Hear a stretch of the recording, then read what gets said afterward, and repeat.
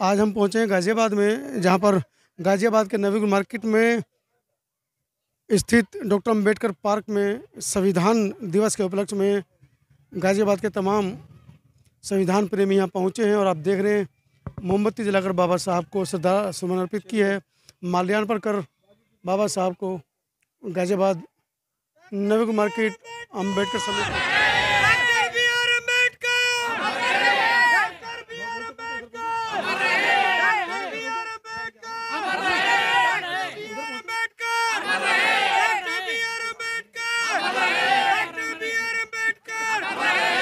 आज गाज़ियाबाद के अंदर संविधान दिवस को मना रहे हैं। मेरे साथ आनंद चंद्रेश हैं, जन्मोत्सव समिति के अध्यक्ष हैं। इनसे जानेंगे आज संविधान दिवस पर क्या देश का आपका संबोधन रहेगा। सर्वप्रथम तो मैं समस्त भारतवासियों को आज के 26 नवंबर राष्ट्रीय संविधान दिवस के पर्व पर हार्दिक बधाइयाँ देता हूँ, मंगल कामनाएँ देता हूँ। आज डॉक्टर बी आर अम्बेडकर जन्मोत्सव समिति के संयोजन में संविधान दिवस पर एक बैठक का आयोजन किया गया, जिसमें संविधान विषय और लोकतंत्र इस पे यहाँ चर्चा होगी और हम अपने विद्वान साथियों से उस पर विचार विमर्श करेंगे, उनके विचार सुनेंगे। आज जैसा कि संविधान दिवस पूरे देश में मनाया जा रहा है, आज गाज़ियाबाद में भी आप लोग एकत्र हुए हैं, मतलब किस तरह का विचार आप लोग रखना चाह रहे हैं? हमारा एक छोटा सा एक कोटेशन है लाइन में, जिस तरह संविधान पर लगातार हमले हो रहे हैं और जिस तरह से उसे कमज़ोर किया जा रहा है, उसे क्या कमज़ोर किया जा रहा है? देश के नागरिकों को जो स्वतंत्रता संविधान देता है, जो अधिकार संविधान देता है, उनको समाप्त किया जा रहा है, उनको गुलाम बनाने की। तो हम सिर्फ ये कहते हैं जो संविधान के आदर्श हैं और जो संविधान के अनुसार कार्य करना है, उस पर जो काम करेगा, जो संविधान पर काम करेगा, वो देश पर राज करेगा।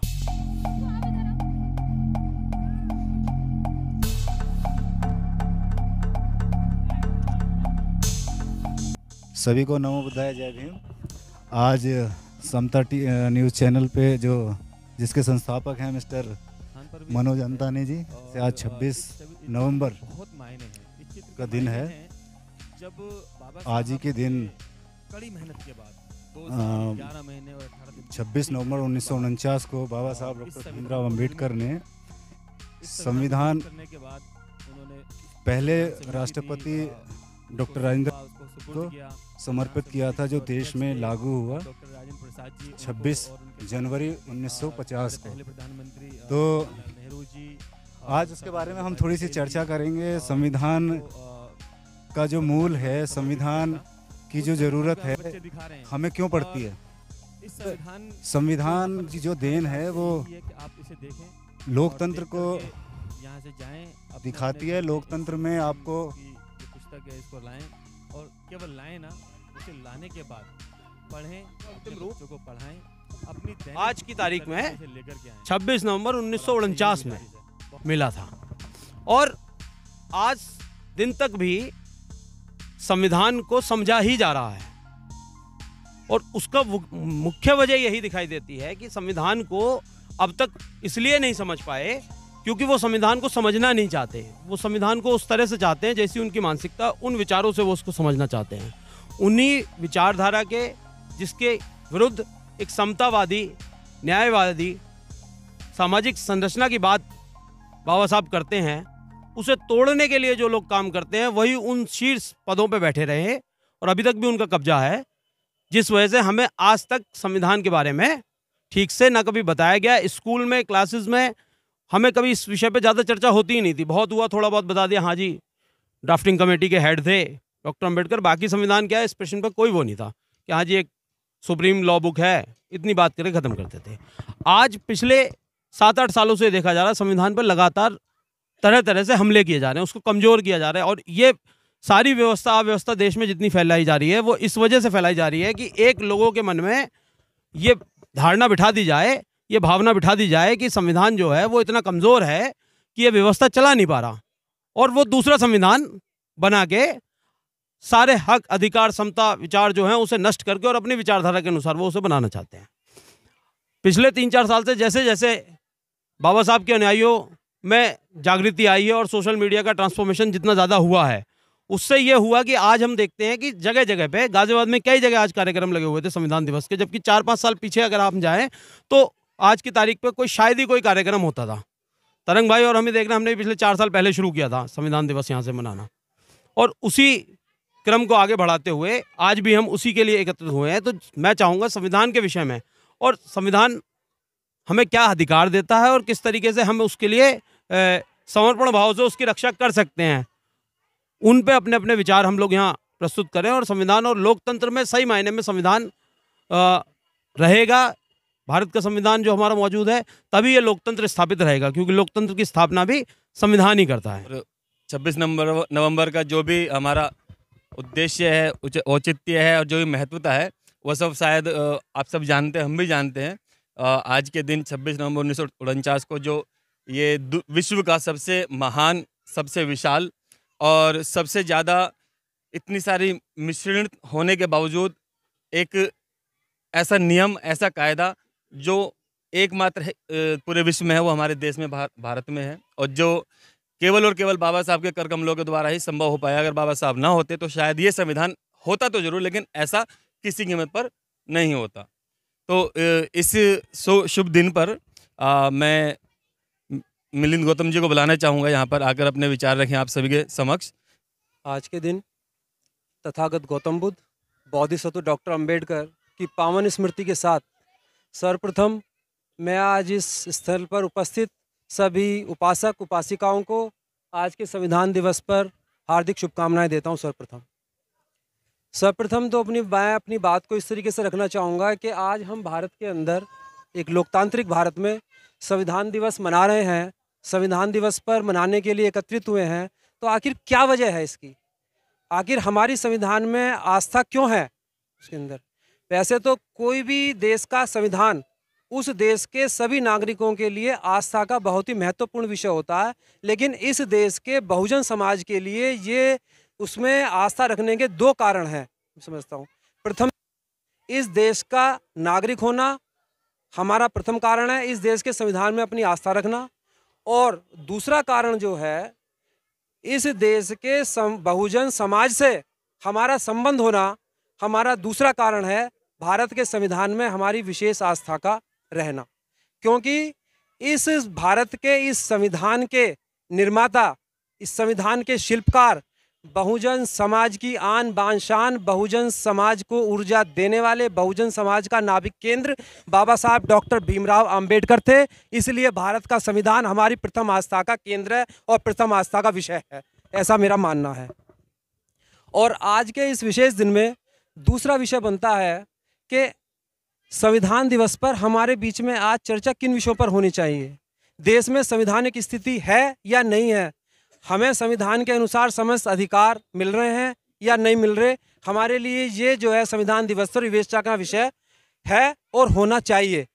तो देश की संवैधानिक व्यवस्था की विवेचना और उसकी व्यवस्था मैं समझता हूँ आज का विषय होना चाहिए, और इस पर अभी सभी लोग अपने अपने विचार रखेंगे। सभी आज के इस कार्यक्रम में उपस्थित सभी भाइयों, मुझे लगता है कि देश में संवैधानिक व्यवस्था दिन प्रतिदिन गिरती जा रही है। वर्तमान में केंद्र सरकार, न्यायपालिका हो और अन्य कोई भी संस्थान हो, संविधान के मूल्यों को, संविधान के उद्देश्यों से अलग हटकर देश को चलाने का प्रयास किया जा रहा है। भारत का संविधान, भारत के संविधान निर्माताओं ने जिस उद्देश्य से भारत का निर्माण किया कि देश के प्रत्येक नागरिक को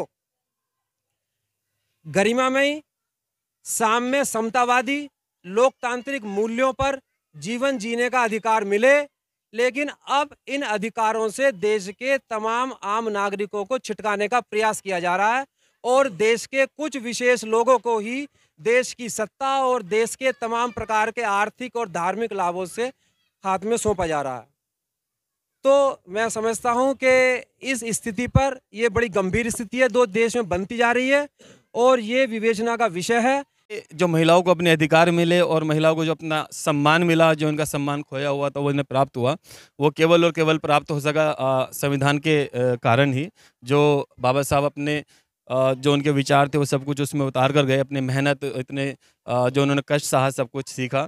तो इसी कड़ी में मैं महिलाओं में से उपस्थित श्रीमती पूनम बोध जी को बुलाना चाहूँगा कि वो आएँ और अपने विचार रखें।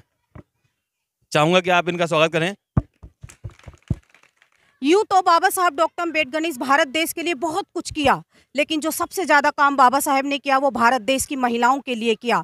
लेकिन इस भारत देश की ये विडंबना है कि आज वही महिलाएं उनको जानने के लिए तैयार नहीं है, उनको मानने के लिए तैयार नहीं है। संविधान में वो हमको सारे अधिकार दे करके गए, जिसकी बदौलत आज महिलाएं डॉक्टर, इंजीनियर, IAS, PCS बन रही हैं। पल्ले से निकलकर अगर वो पायलट बन रही हैं, भारत के कोने कोने में जाकर दहाड़ रही हैं, तो इसका श्रेय सिर्फ और सिर्फ बाबा साहेब डॉक्टर भीमराव अम्बेडकर को जाता है। उसके साथ साथ हिंदू कोड बिल दे करके गए। जब हिंदू कोड बिल की मांगे संसद में रखी तो मनुवादियों ने इसका बहुत विरोध किया, लेकिन बाबा साहब डरने वाले नहीं थे। उन्होंने कहा कि जब तक ये मांगे पूरी नहीं होंगी मैं अपने कानून मंत्री पद से इस्तीफा दे देता हूं। अगर इतने बड़े ओहदे पर रहने के बावजूद भी मैं अपने समाज की तो क्या समस्त समाज की महिलाओं को अगर हक अधिकार नहीं दूंगा तो मेरा इस ओहदे पर बना रहना व्यर्थ है। और कानून मंत्री पद से वो इस्तीफा दे देते हैं हम महिलाओं के लिए। तो मुझे नहीं लगता कि इस संसार में शायद कोई ऐसा होगा जिसने महिलाओं के बारे में सोचा होगा, क्योंकि इस भारत देश में महिलाओं को सभी ने दबाया, सभी ने मचला, सभी ने कुचला, लेकिन महिलाओं को बचाने के लिए अगर कोई मचला तो वो परम पूज्य बाबा साहेब डॉक्टर भीमराव अम्बेडकर थे। और बहुत बड़ा ऋण है इस भारत देश की महिलाओं के ऊपर। आज संविधान के माध्यम से ही बहुजन समाज के लोग तरक्की कर रहे हैं, हर क्षेत्र में आगे बढ़ रहे हैं। डॉक्टर, इंजीनियर, IAS, PCS, राष्ट्रपति या प्रधानमंत्री तक भी वो बन सकते हैं। लेकिन मनुवादी जो लोग हैं आज उनके पेट में दर्द होता है। उनके पेट में दर्द क्यों होता है कि अगर इनके बच्चे पढ़ लिख गए तो फिर हमारा क्या होगा, हमारी जी हुजूरी कौन करेगा, हमारी गुलामी कौन करेगा। और इसीलिए आए दिन ये कुछ ना कुछ करते रहते हैं। तो संविधान जो है वो एक बहुत बड़ा खजाना है जो बाबा साहेब ने हम लोगों को दिया। लेकिन मैं आप लोगों से कहना चाहती हूँ कि उस संविधान में जो बाबा साहब ने हम लोगों को अधिकार दिए उसी के बारे में शायद आज बहुजन समाज के लोग नहीं जानते। जो फंडामेंटल राइट जो बाबा साहब ने उसमें दिए, जो मौलिक अधिकार, चाहे शिक्षा का अधिकार हो, संपत्ति का अधिकार हो, चाहे शोषण के विरुद्ध अधिकार हो, समानता का अधिकार हो, स्वतंत्रता का अधिकार हो, ये हमारे मौलिक अधिकार हैं। बाबा साहब बहुत दूरदृष्टि थे, बहुत दूरदृष्टि थे और ऐसा प्रावधान वो संविधान में करके गए कि कितनी भी पावर में ये मनुवादी लोग आ जाएं तब भी हमसे हमारे कोई मौलिक अधिकार छीन नहीं सकता। तो बाबा साहब डॉक्टर अम्बेडकर से टाइम हो गया ना, ठीक है। तो बाबा साहब डॉक्टर अम्बेडकर से बड़ा हमारे लिए कोई नहीं होना चाहिए। अपने शरीर के हड्डियों की माला बनाकर भी अगर मैं बाबा साहेब के चरणों में रख दूं तो भी मैं उनका कर्ज नहीं उतार सकती। संविधान से मिले अधिकारों को पूरा अपना सीख रही हैं किस तरह से उनका उपयोग उठाया जाए। तो इसी तरह से दहाड़ते हुए मैं बुलाना चाहूँगा श्रीमती सुषमा बोस जी को। में कोटि कोटि नमन करते हुए नारी के मुक्तिदाता बाबा साहब के चरणों में नमन करते हुए, माता सावित्रीबाई फूले जी के चरणों में नमन करते हुए और माता रमाबाई जी के चरणों में नमन करते हुए, समाज में जन्मे, बहुजन समाज में जन्मे सभी महापुरुषों और संतों को नमन करते हुए आप सभी को मेरा क्रांतिकारी नमो बुद्धाय। जय भीम, जय भीम। आज बाबा साहब का संविधान दिवस है। आप जोर से एक बार नारा लगाइए, नमो बाबा साहब, बाबा साहब, जय भीम। आज तो मतलब खाना नहीं खाया तो थोड़ी आवाज़ भी नहीं आ रही, बहुत ज़्यादा। अभी खाने का टाइम नहीं हुआ तो देखिए मैं पहली दफ़ा यहाँ पे खड़ी हुई हूँ, ज़्यादा कुछ बोल भी नहीं पाऊँगी। और रही बाबा साहब के संविधान दिवस की, इसकी आपको सभी को बहुत बहुत मंगल कामनाएं। और बाबा साहब ने हम महिलाओं को जो अधिकार दिए हैं वो हम पर सदा ही ऋण रहे। बाबा साहब का हमारे ऊपर ऋण रहेगा बहुत बड़ा, क्योंकि हम चाहकर भी बाबा साहब का ऋण नहीं उतार सकते। समस्त नारी जाति पर बहुत ही बड़ा हमारे ऊपर ऋण है ये बाबा साहब का। और इसीलिए हम सभी महिलाएं बाबा साहब को, आप ज़्यादा जो महिला आज भारत में जहाँ जहाँ क्रांति हो रही है, महिला जागरूक हो रही हैं और पढ़ रही हैं, तो वो कहीं ना कहीं बाबा साहब की विचारधारा का असर है। और मैं आप लोगों को बस ये इतना ही कहना चाहूँगी कि आप जब भी प्रोग्राम में जाएं और बाबा साहब को अपनी घर की महिलाओं को लेकर के ज़रूर आएँ। ये बहुत ही विडम्बना की बात है कि हम जहाँ भी प्रोग्राम में जाते हैं, जहाँ भी जाते हैं वहाँ पर महिला कम देखने को मिलती हैं। क्योंकि ये मैं एक बात और आप लोगों से कहना चाहूँगी, क्योंकि पूरे ही समाज से कहना चाहूँगी, ये बात मेरे मन में बहुत दिन से खटक रही है। क्योंकि जब से मैं समाज में बाबा साहब के मिशन से जुड़ी हूँ तो ये बहुत कम देखने को मिला है कि पुरुष तो ज़्यादा होते हैं, महिला नहीं होती। ये क्या कारण है? आप लोग कहते नहीं हो लाने के लिए, या वो खुद ही नहीं आती? कुछ तो कुछ कारण रहा होगा हमारे समाज में जो महिला निकल कर नहीं आती। बहुत सारे प्रोग्राम होते हैं। आज संविधान दिवस है, कल को 6 दिसंबर भी बाबा साहब की पुण्यतिथि भी आएगी, मगर कुल 4 लोगों को मिलाकर ज़्यादा लोग नहीं आते। मगर मैं आप लोगों से हाथ जोड़कर ये विनती करना चाहती हूँ कि आप लोग जब तक अपनी महिलाओं को साथ लेकर के नहीं आएंगे तो हमारे देश की, हमारे समाज की उन्नति होना बहुत मुश्किल है। क्योंकि जब तक आप नारी को आगे नहीं बढ़ाएंगे तो हमारे समाज का उत्थान कैसे होगा? क्योंकि बाबा साहब ने भी खुद कहा है कि हर वर्ग की तरक्की को मैं उससे नापता हूँ जिसमें महिलाओं का साथ हो, महिलाओं का अधिकार हो, उसमें महिलाओं को काम करने का अधिकार, बराबर का दर्जा दिया। जब खुद बाबा साहब हम महिलाओं को अपना मंत्री पर छोड़ सकते हैं बाबा साहब हमारे लिए, तो क्या हम अपनी महिलाओं को आगे बढ़ाने का काम नहीं कर सकते? कम से कम वो अपने विचारों से तो जागरूक हों। संविधान के बारे में आज महिलाओं को कुछ नहीं पता, यहाँ तक कि आज मुझे भी नहीं मालूम था कि संविधान दिवस कब आता है। मगर मैं जान पाई अब हमारे जो पति हैं उनकी वजह से, और हमारे जो समाज में काम कर रहे हैं लोग बाबा साहब की विचारधारा को पढ़कर। क्योंकि आप जब तक हम पढ़ेंगे नहीं और जानेंगे नहीं और अपनी महिलाओं को आगे नहीं बढ़ाएंगे तो हमें पता नहीं चलेगा कि हमारे समाज में आखिर हो क्या रहा है। हमारे समाज में अगर क्रांति आएगी तो वो विचार बाबा साहब की वजह से और महिलाओं की वजह से। क्योंकि महिलाओं का साथ भागीदारी जो बराबर की होनी चाहिए। हम ये नहीं कहते कि महिला अपना काम छोड़ें, मगर उन्हें पता तो हो हमारे प्रोग्राम कब तक आते हैं, कब आते हैं हमारे प्रोग्राम, ये मालूम होना चाहिए। हमें सभी को मालूम होना चाहिए कि हमारे समाज में, हमारे जो बहुजन समाज के जो पर्व हैं, जो प्रोग्राम है, वो कब कब आते हैं। तो ये आप लोगों से मेरी गुजारिश है, क्योंकि संविधान दिवस है और संविधान के बारे में आज हमारे समाज की बहुत सारी महिला नहीं जानती, बहुत सारी नहीं जानती। मैं कहना चाहूँगी कि संविधान दिवस क्या, बाबा साहब को भी नहीं जानती महिलाएं। क्योंकि हम समाज में जाते हैं तो वहाँ देखने को मिलता है, वो ये नहीं पता उन्हें कि आज बाबा साहब हैं क्या।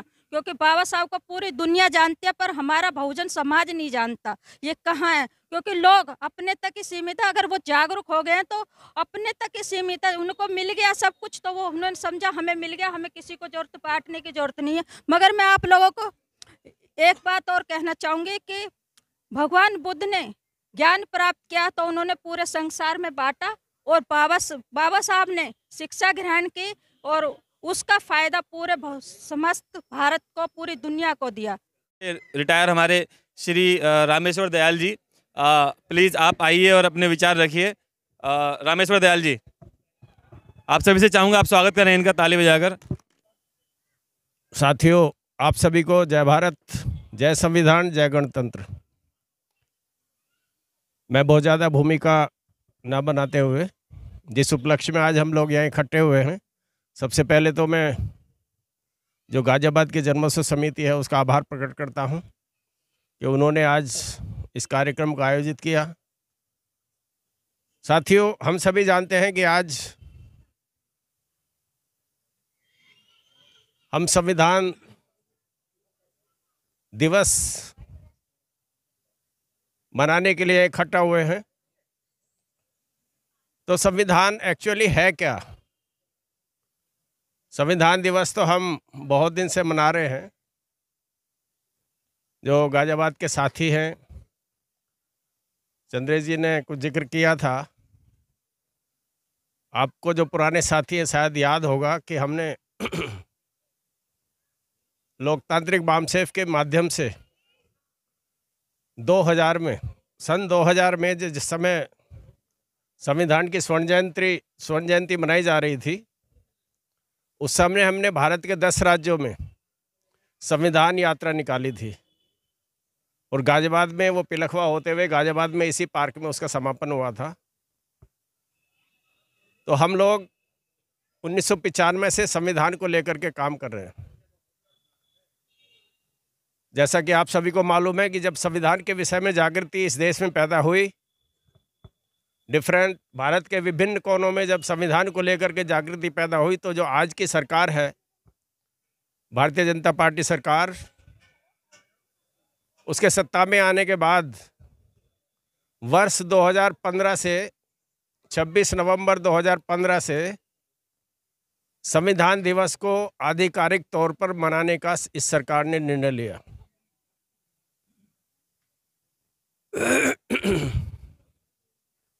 आप सभी ने नरेंद्र मोदी जी की वह तस्वीर देखी होगी जिस समय वो पार्लियामेंट में चुनकर आए थे और पार्लियामेंट की संसद को की चौखट पर माथा रखकर और वो अंदर उन्होंने प्रवेश किया था।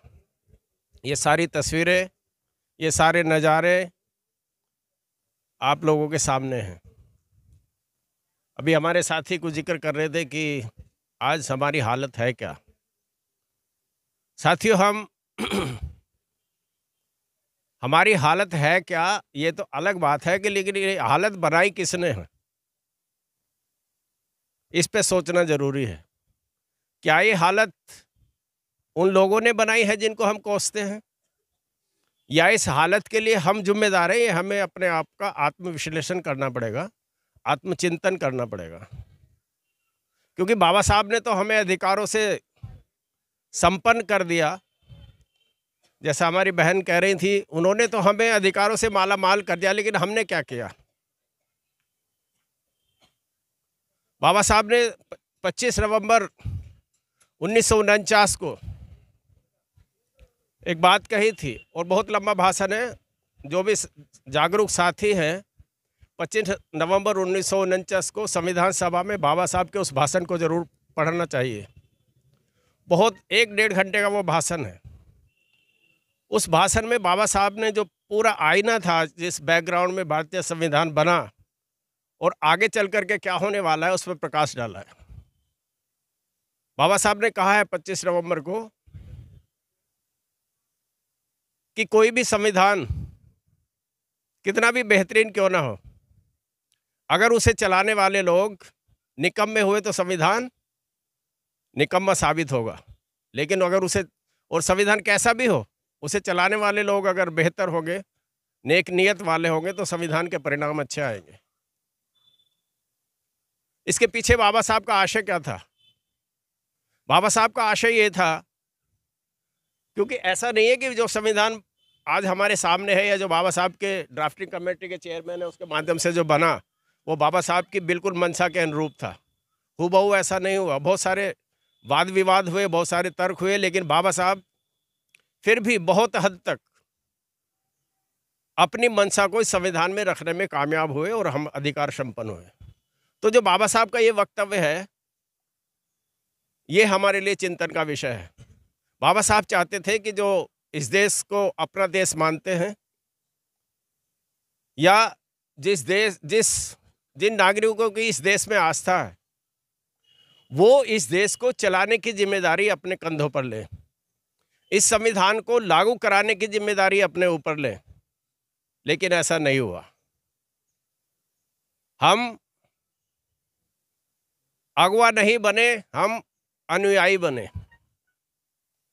इस संविधान का परिणाम अगर हमें लाने थे, तो इस संविधान को चलाने की जिम्मेदारी हम लोगों ने लेनी थी। उस मामले में हम असफल हुए और उसके लिए हम किसी को दोष नहीं दे सकते, ये हमारी कमी है। हम भाई बिरादरी,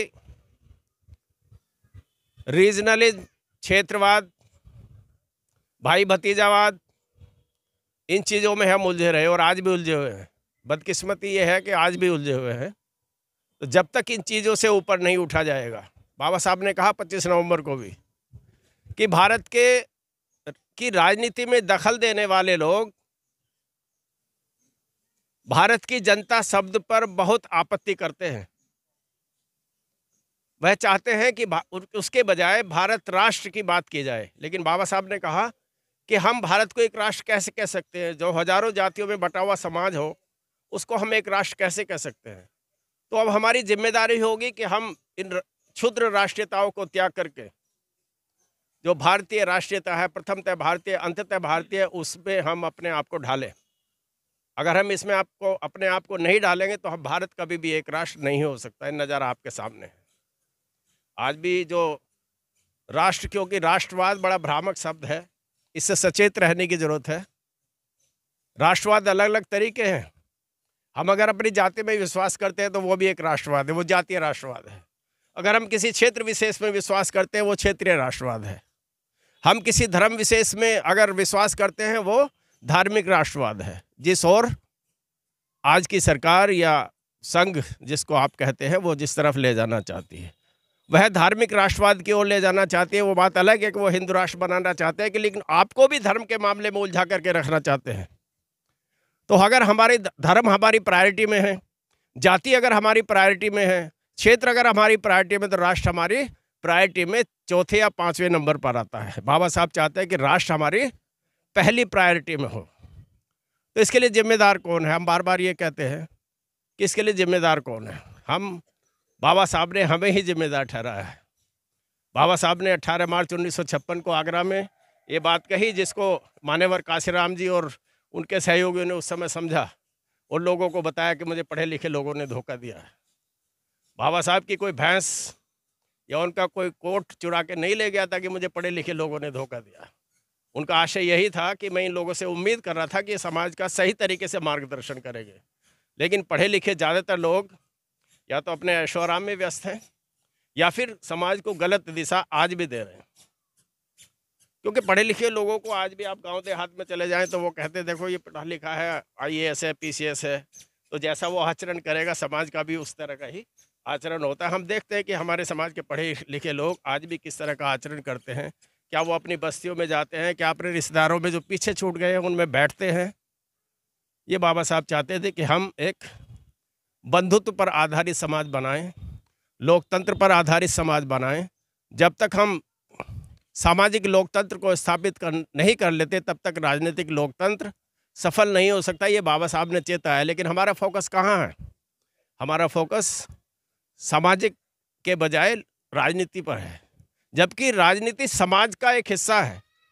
राजनीति समाज का ही एक हिस्सा है, धर्म भी समाज का एक हिस्सा है। तो जो बृहत्तर चीज़ है वो समाज है। समाज के दायरे में अगर ये चीज़ आ जाती है तो अपने आप उस समस्या का समाधान हो जाता है। तो दोस्तों बहुत ज़्यादा समय ना लेते हुए, क्योंकि बच्चों का भी शायद कोई कार्यक्रम रहना, मेरा एक ही निवेदन है कि बाबा साहब को बाबा साहब के शब्दों में पढ़ें। बाबा साहब ने जो बहुत सारे अपना नाम छपवाने के लिए और जो बाबा साहब के बारे में लिखते हैं उनको बाद में पढ़ लेना, लेकिन बाबा साहब ने क्या लिखा वो पढ़ें, उसको पढ़ना बहुत ज़रूरी है। अगर हम बाबा साहब को नहीं पढ़ते तो हम सही मार्ग लोगों को नहीं दिखा पाएंगे। इन्हीं चंद शब्दों के साथ आपको एक बार पुनः आज के इस संविधान दिवस की मंगल कामनाओं सहित मैं आप सभी का आभार व्यक्त करता हूं और विशेष रूप से आयोजन समिति का जो जन्मोत्सव समिति है उसका आभार व्यक्त करता हूं और पुनः इसी संबोधन के साथ कि जय भारत, जय गणतंत्र, जय संविधान। आपके सामने ये बच्चे एक चित्र पेश कर रहे हैं। इस चित्र को आप देख सकते हैं, ये भारत के संविधान पर भी अंकित है और इस चित्र के बहुत मायने हैं। इस चित्र के मायने हैं जब बाबा साहब ने कड़ी मेहनत के बाद 2 साल 11 महीने और 18 दिन की कड़ी मेहनत के बाद इस संविधान को निर्मित किया। इस संविधान को निर्मित करने के बाद उन्होंने जो संविधान समिति थी उसको सौंपा, उसको सुपुर्द किया। संविधान समिति के जो अध्यक्ष थे डॉक्टर राजेंद्र प्रसाद जी, उनको और उनके साथ में हमारे पहले प्रधानमंत्री जवाहरलाल नेहरू जी और सरदार वल्लभ भाई पटेल जी, और इनको संविधान उन्होंने समर्पित किया था। उस संविधान को यहाँ पर बच्चे दिखा रहे हैं और इस संविधान को यहाँ पर दिखाने का आशय यही है कि आप इसे देखें और देख करके यहाँ से जाएं, अपने अपने घर में एक संविधान की जो पुस्तक है इसको लाएं और केवल लाएं ना, उसे लाने के बाद पढ़ें, अपने बच्चों को पढ़ाएं, अपनी दैनिक दिनचर्या में इसे लेकर के आएं और आपसे यही गुजारिश है। बहुत बहुत शुक्रिया। इस संविधान को सिर्फ जब सक्सेस किया जा सकता है जो इसे सक्सेस करे जिसकी नीयत जो है वो साफ हो। जब बाबा साहब ने अभी रामेश्वर जी ने बताया था, जब बाबा साहब ने संविधान की जो ईव ऑफ कॉन्स्टिट्यूशन डे थी, मतलब 25 नवंबर थी, तो उन्होंने कहा था कि ये संविधान तो बनकर तैयार है लेकिन इसके जो मायने हैं, इसकी कामयाबी केवल और केवल इसे चलाने वालों पर निर्भर करती है। अगर इसे चलाने वाले बुरे होंगे तो इस संविधान से नतीजे बुरे निकल कर सब्सक्राइब करें आपके अपने चैनल समता आवाज़ टीवी को, बेल आइकन दबाना ना भूलें सबसे पहले हमारी वीडियो देखने के लिए।